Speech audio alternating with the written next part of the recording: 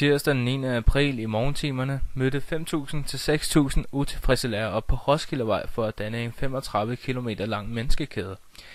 Forbipasserende bilister dyttede for at vise deres respekt til de lockoutede lærere. Vi laver en menneskekæde for at vise, at vi gerne vil på arbejde, og vi ikke har lyst til at være lockoutet. At vi vil jo gerne markere, at vi stadigvæk er her over for hele befolkningen. Vi står jo på et rigtig langt stræk, og jeg tror, det er enormt vigtigt, at vi viser noget fællesskab. Jeg håber, de får talt sammen og finder nogle kompromiser. Vi vil rigtig gerne passe jeres børn. Vi vil rigtig gerne undervise jeres børn. Så vi vil ikke det her.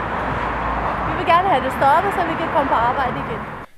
De lockoutede lærere fortæller, at de meget hellere vil undervise end at servere kaffe, spille guitar og andet sjovt.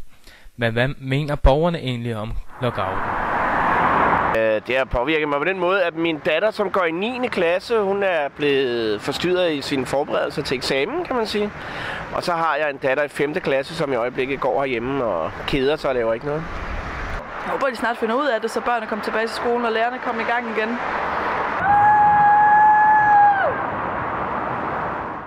Selvom eleverne synes, det var dejligt at få et par dage længere påskeferie, savner de nu skolen alligevel. Altså, vi bliver passet nu, men jeg vil gerne se mine kammerater. Jeg håber, de går i skole i morgen.